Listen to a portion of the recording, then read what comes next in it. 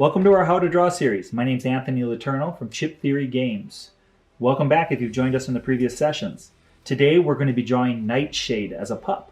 The tools we're going to use again are a blue construction pencil, a graphite pencil, and an eraser. Let's begin.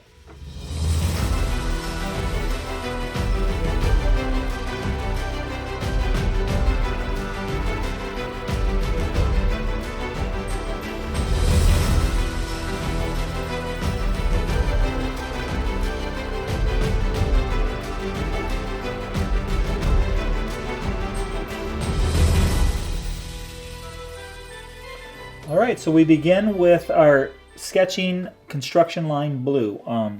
We use that just so we don't commit to anything. It gives us some freedom to be able to move things around as we needed, as we see things changing, and then we'll tie things down with our graphite.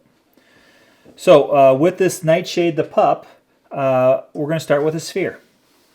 And I want to keep the sphere placement a little high on my paper, keeping in mind that I'm going to do the rest of his body seated. So I want to have plenty of space on the bottom, and he's about 2 1/3 heads high. So as I develop my sphere, I want to kind of place that here, keeping in mind that I am going to need that much space, and then again. So that looks pretty good. So we'll commit a little bit firmer to this top sphere where his head is going to land.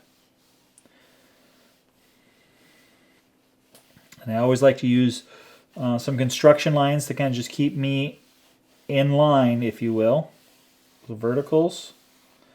And then I want to place a horizontal right across the middle of this sphere. And I need to think now about where this pup's eyes are going to land. He's a pup, so the proportion of his head is he's going to have a little bigger eyes than a regular wolf would have, a little bit shorter, more diminutive nose. So I think right now I'm going to just for the sake of getting things in place, I'm just going to over on this left side, on this horizontal line about equal distance from the edge of the sphere to the center, just kind of do a little dot for an eye, and I'm going to do a mirror image of that on the right side. And the only reason I'm doing that is I want to kind of judge where I'm going to land the nose from there. So I have the eyes roughly placed in, and then now I want to think about where the nose is going to go. Now he's got a shorter nose than a full-size wolf would have, so I'm going to just do the tip of his nose, his wolfy nose, below where these eyes are going to be, but yet not quite halfway. So I'm going to go about on the upper third of this half of the sphere, and I'm going to draw a box, just a square, equal distance from left to right. I should say not a square, it's more of a rectangle. Okay, so now we have rough placement for the eyes and the nose.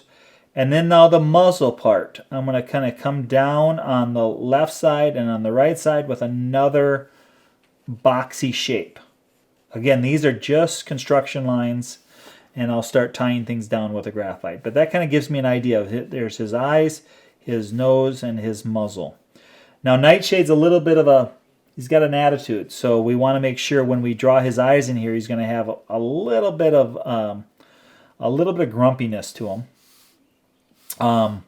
So let's before we get to any of the details in there, let's get his mouth in, and I'm going to follow the very bottom edge of this sphere is where I'm going to land his mouth,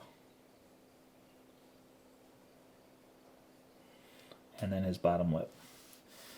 Okay, now let's go up and address his nose. Now, his nose, being a wolf, is going to have like the top part of his nose, and then the part that will turn down, I'm going to put a little arc on that.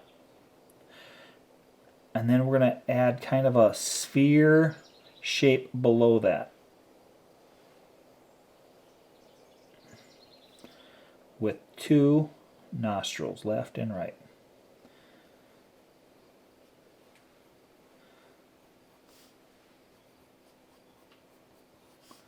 All right, so we have his mouth, muzzle, And let's get his bottom chin underneath that wide W we have for the mouth and tie that down in there. Adding a few little whiskers just to kind of show some wildness to him. Okay, I'm liking that. Okay, now let's address these eyes. Giving a little bit of a downward angle, angling towards that nose. I'm going to just kind of give him a little grumpiness and open these eyes just a little bit from my original drawing. So I'm going to open them up. Open them up. So you got like half moons kind of there. And turning that. Okay. The outside of his skull, we're going to kind of fray out with some whiskers. I should say fur. And then coming tighter down to his mouth. And then let's work symmetrically on each side. Paying attention to some of those cheek whiskers as a wolf would have. Okay. All right, so then above these, each one of these eyes, left and right, he does have a little bit of a muscle structure there. So I just like to kind of give a little bit of an arc there to kind of symbolize some of that musculature that's on top of his skull. I'm just kind of making these half moon shapes. It allows me to kind of think through that. How would he be making expressions? Okay, so now we're working our way up to his ears. Now the ears are going to kind of, they're triangle shapes, but we don't want them too large, but they would need to be large enough like he's listening and hearing, so they need to be able to be read right away. So we're going to do like these big triangle shapes, angling off on each side of the head. And if you do them too large, it will read like a wolf. I'm sorry, like a fox. And so let's kind of keep them below that size and kind of work them down. I even started out a little large there. That's why I use these construction lines. I don't have to commit to anything, and I can make some adjustments as I go. So we're going to go a little bit smaller.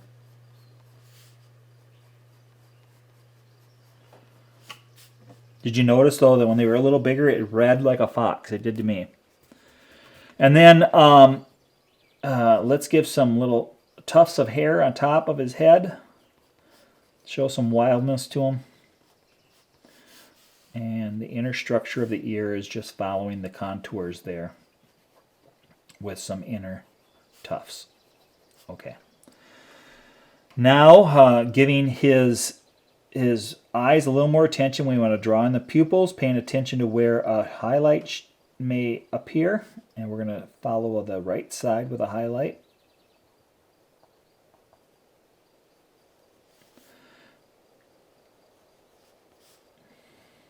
Okay, I'm happy with that.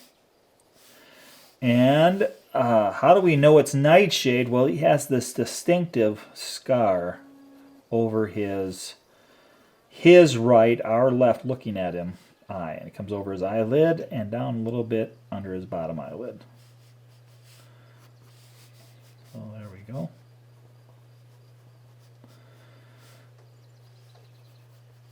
Okay.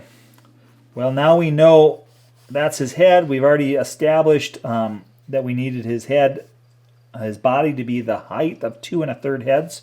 So let's take that measurement we have for his head and extend that down, knowing that that head is going to kind of land, the second measurement will land there. And now we need a third again, which is going to bring it down to about there.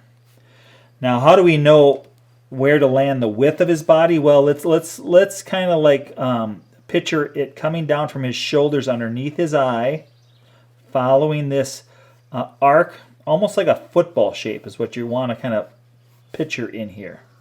He's putting all the weight on his forelegs. So we're going to kind of arc a football shape, following the outside of that eye line down, outside of this eye line down. And that will place his tummy in there, along with his haunchy legs back here. We'll get to those in a minute, but let's tie down some of his front legs. And we know that this is the bottom, so let's go ahead and place his toes there. That kind of helps me a little bit see where I'm going to end it all. And he has 4 toes. So we're going to do just these peanut shapes, bean shapes, 4 of them on the left and on the right. Paying attention a little bit to some bone structure that wolves have with dew claws and ankle bones. You don't have to be super precise, but I wouldn't do straight lines straight up. It kind of they look a little wooden if you do that. So just do kind of like these articulations, which kind of come in here in the middle and out a little bit at that ankle bone.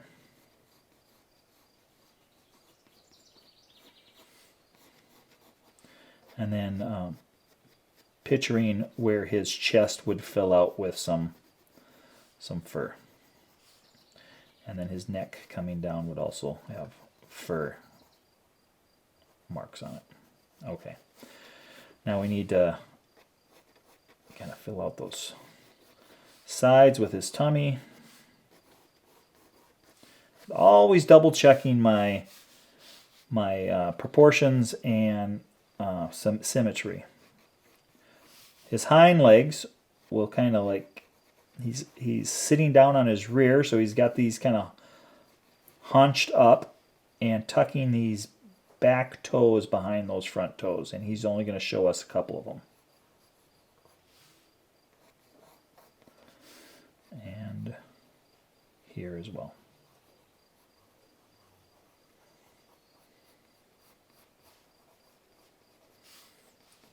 Okay.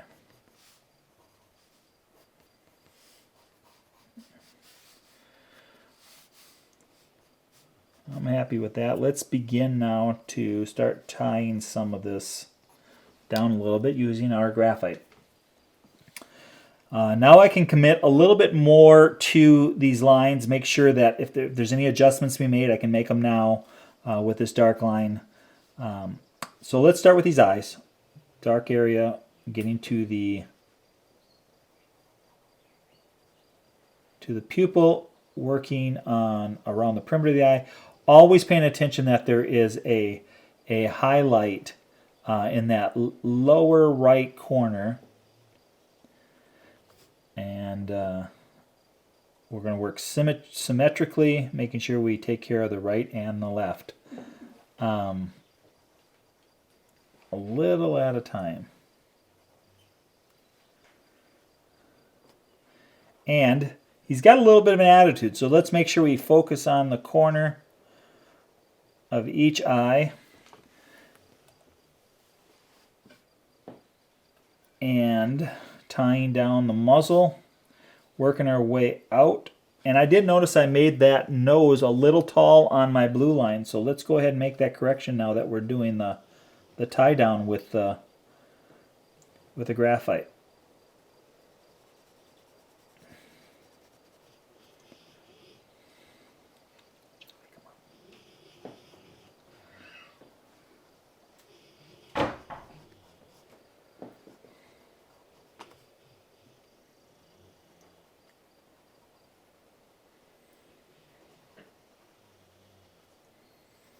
And so we get underneath this chin, do some of the whiskers that are kind of random off the bottom there, and the side of his muzzle.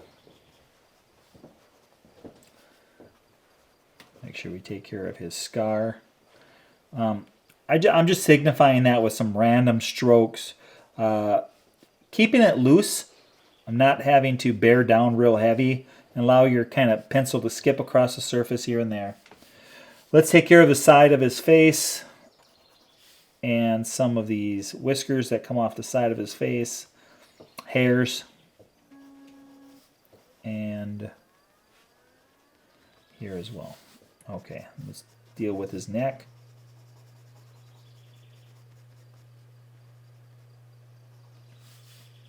Let's go back up to his ears. So there's inside tufts inside of the dog's ears that would just kind of do some random strokes. Now that we have our construction lines already in place, we can kind of freely kind of noodle around there, fill in with some hair, random back and forth strokes, breaking lines. You don't have to do a consistent, continuous line. Just kind of use a broken line method. Making adjustments. You notice I extended the height of that ear because I felt that even though I made it too big the first time, made it a little bit too small the second time, now I can come back and make some of these adjustments as I go. His hair on top of his head, let's make sure that's kind of wild looking, and doing the same with his ears that we did on the other side. Okay, and let's continue with these kind of random wild hairs. And here, working our way down his legs, we can begin to start tying some of this anatomy down, paying attention to symmetry and anatomy, thinking through how these legs, he would be sitting on them, forcing his paws down, and then some hair, kind of like wrapping everything around. And since this area inside between his legs is the area that's going to carry the least amount of light, let's go ahead and just darken that area up. It can allow those legs to read a little quicker, and just kind of feels a little more structural. And a little bit on this side as well. We'll come back and do some shading in a moment. Let's work on these haunches and tie these down, and the rear leg.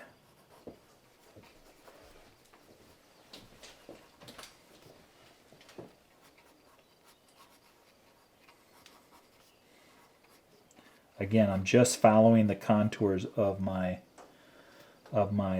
first drawing. Again, I think I mentioned this before, but there's nothing wrong with drawing things 2 or 3 times, even as you're working on one drawing. It reinforces the practice, builds confidence. You see your errors, and you actually learn muscle memory. Your hand begins to develop a pattern of reading what your eye is seeing and being able to correspond to where you want your hand to go, and that just will not happen if you just do it once. So take your time, do it over and over again if you need to. So here we are, we're kind of nailing this down a little bit. Let's give him some toenails, one on each paw tip. And being that he's a wolf, let's darken him up a little bit.